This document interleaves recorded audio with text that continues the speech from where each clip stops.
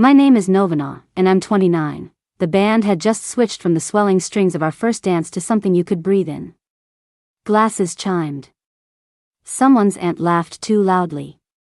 Fairy lights pressed meek halos onto everyone's hair. I could still taste frosting from the cake test on my thumb, sugar hanging in the air, pretending the moment was perfect. Then my mother smiled, the smile I grew up inside of. Soft, bright, beautifully rehearsed. A pageant smile, a Sunday smile. The kind that says everything's fine, even when the furniture's already on fire in the next room. She leaned close, her perfume wiping away the last of the cake. We're passing the car your boyfriend's parents gifted you to your sister. She said, like she'd reorganized the pantry and found a better place for something I wasn't using right. Next to her, my sister Danielle tilted her head, sequins winking like private jokes. Relax, she said lightly. It's just a car. I didn't look at her, I looked at my mother's perfect teeth. My father drifted closer, as if formality required a witness. Evan, my husband, caught my eye from across the room. He didn't move. He didn't have to. We already knew who we were, my mother chirped, we told her earlier. She's had such bad luck with cars, and we thought this would be more useful for her. You two can manage with one for now. Manage, like a ribbon she was tying for me. You're giving away our wedding gift, I said quietly, her smile barely trembled. Don't make this a thing, Nova. It's just a car. Your envelope was empty, I said. We took it as a symbolic gift. Danielle laughed, half outraged. You really think you're tough now? I turned to Evan. Give me the envelope. He handed it to me, palm to palm, like a vow. My father took it, curiosity sharp in his eyes. Danielle leaned in, hungry. They opened it, expecting a check, not a legal document. My mother's smile thinned.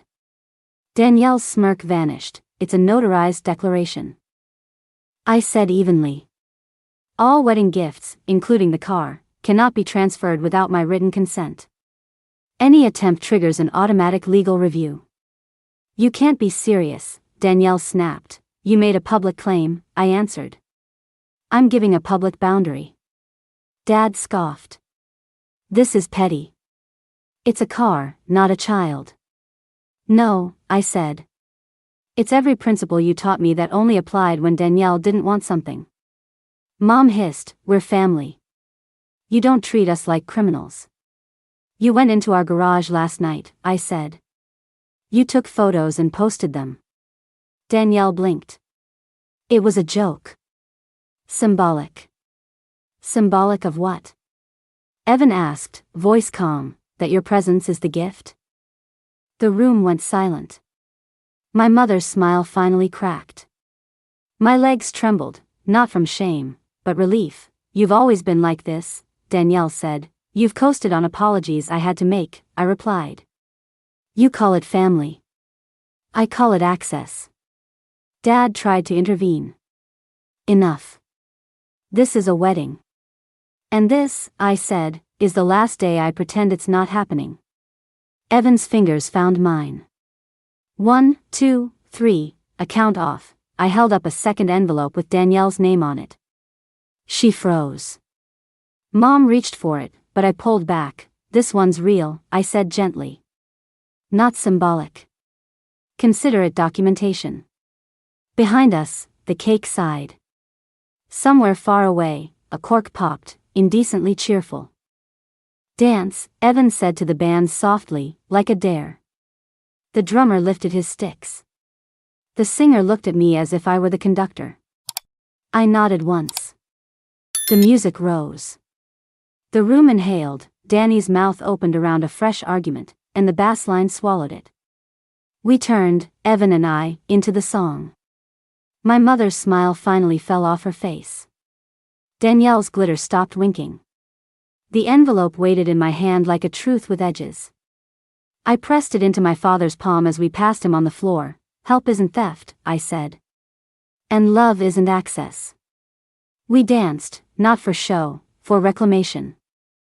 At the edge of my vision, I saw my mother staring, working on a new smile that would fit what the room had become. I hoped, for once, it wouldn't come. The music was still playing when the whispers started. I could feel them ripple through the tables like the slow roll of a tide.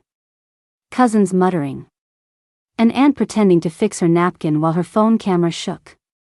One of my mother's friends mouthing drama behind her champagne flute. That's the thing about families like mine. They love an audience almost as much as they hate accountability. My mother stood frozen beside the cake table, her face painted in politeness but her eyes narrow and shaking. Danielle kept trying to laugh it off, a brittle, high-pitched sound that didn't belong to her usual charm. She still thought she could recover the scene. Seriously, Nova, she said, her voice cracking with disbelief. You can't be doing this over a car. Evan squeezed my hand, but I didn't look at him. This isn't about a car, I said quietly. It's about everything that was ever mine turning into hers. Danielle let out a scoff, her tone rising. Oh my God, are we really going to rehash high school right now? You're married. Move on. High school was practice, I said. You took my room, my clothes, my peace. This was just your graduation project. The room trembled under the weight of awkward laughter. Someone turned the music down. It wasn't quiet anymore, it was tense. Mom's voice sliced through it. We're not doing this here. Nova, stop embarrassing yourself. Myself? I repeated, blinking. You announced you were giving away my wedding gift in public. That's not embarrassment, Mom.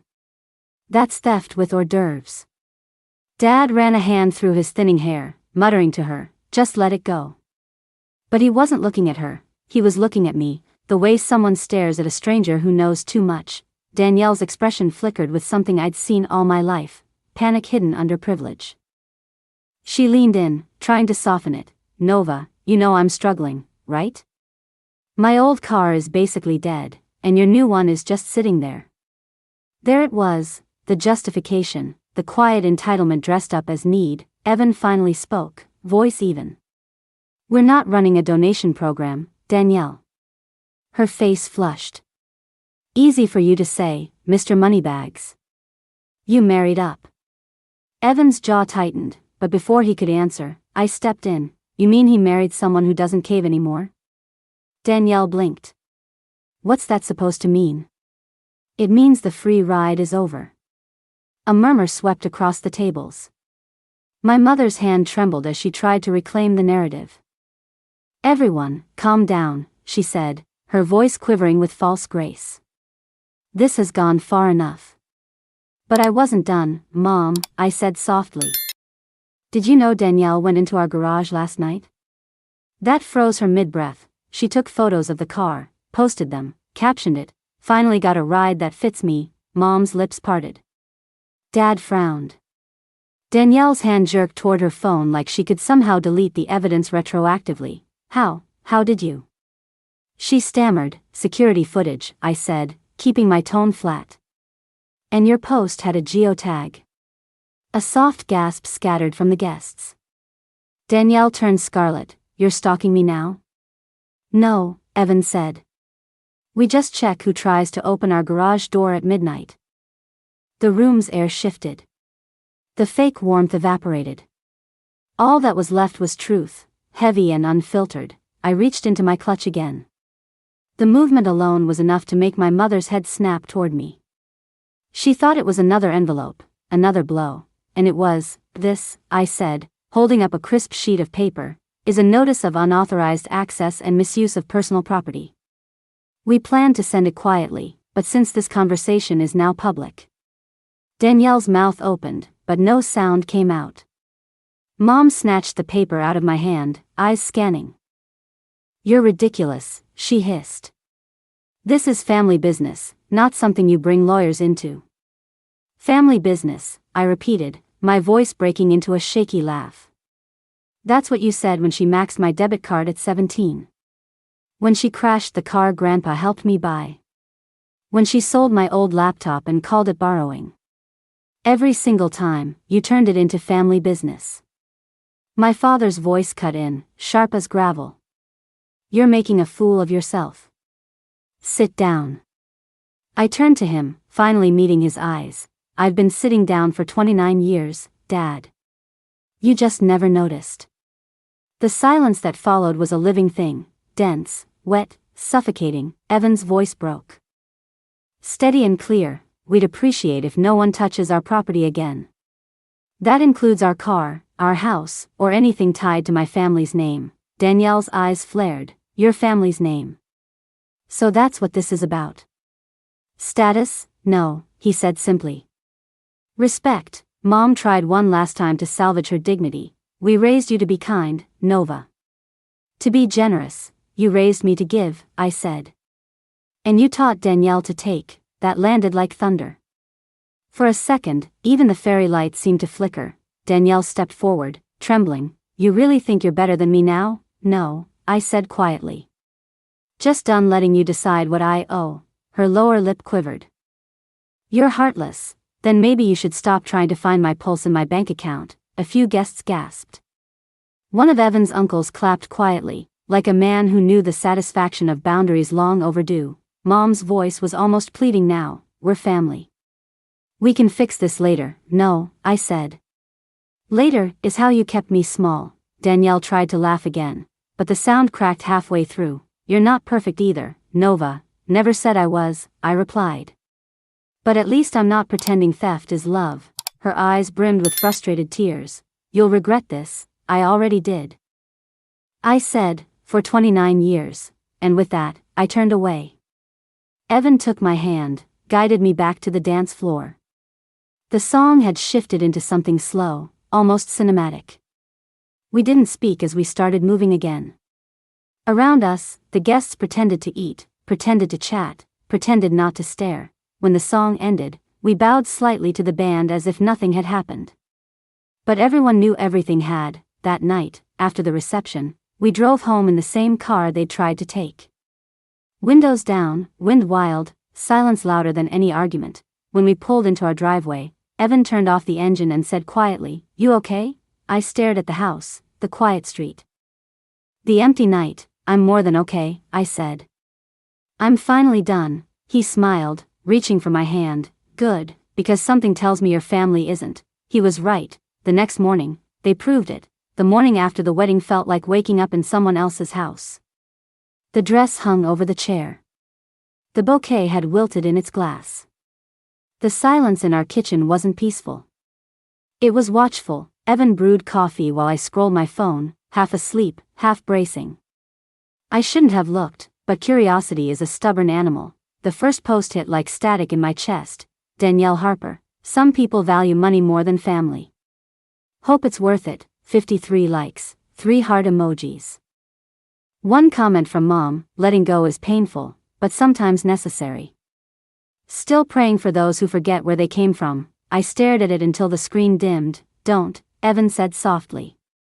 Don't read it again. I'm not, I lied. He slid a mug toward me. She's trying to rewrite the story before it sets. He was right, that's how my family worked.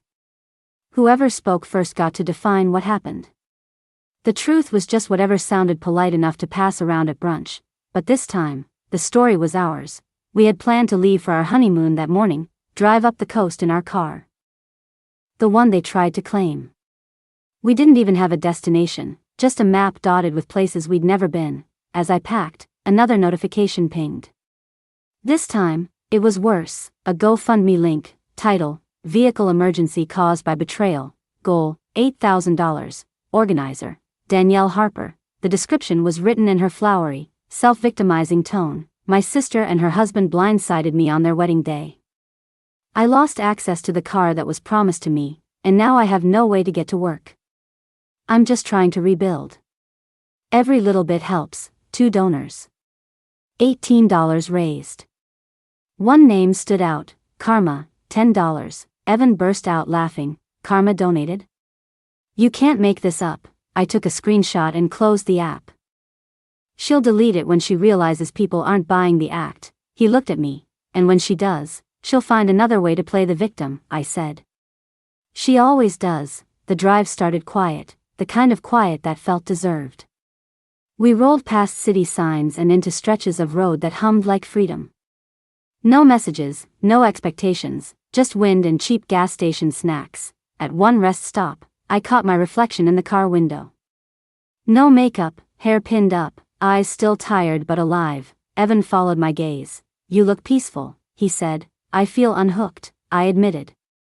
Like I'd been holding my breath for a decade and finally remembered how to inhale, he smiled. Boundaries will do that. We didn't talk much after that. We didn't need to. Every mile between us and my parents felt like a wall I should have built years ago. 3 days later, while sitting by a lake with our feet in the water, my phone buzzed again. A long message from Mom. "Mom, you're still angry. This is too far. Family helps family. That's how we raised you." I stared at it for a minute, the words like a net trying to pull me back into the same role I'd finally escaped. Then I replied with a photo. It wasn't of us smiling, or the wedding, or the car. It was a single picture of the notarized letter. "Help isn't theft." I blocked her afterward, not out of hate, out of habit breaking. Back home, we unpacked slowly, the air in our house feeling different, lighter, sharper. The group chats were quiet. My cousin's messages dried up. The family thread that once pinged daily, "Good morning, funny memes, who's cooking Sunday dinner," was dead. It didn't hurt the way I thought it would. It felt earned. 2 weeks passed before the next ripple. A cousin texted, "You guys okay?" Aunt Marjorie said there was a fight at the wedding. "Not a fight," I replied. A boundary, no response. Just the 3 dots that blinked for a while, then disappeared. The silence was its own kind of peace. Evan and I went back to work. We stopped explaining ourselves. We started new traditions, slow Sunday breakfasts, evening drives, music with no lyrics. Sometimes I'd see Danielle's name pop up on suggested posts, her curated happiness shining like glass, transparent and fragile. I didn't click anymore. One evening, while sorting through the wedding photos, I found one that no one else had noticed. It wasn't staged, wasn't smiling, wasn't perfect. It was taken seconds after the confrontation. Mom's hand midair, Danielle's mouth half open, my expression unreadable, Evan beside me, calm and solid. A friend must have snapped it by accident.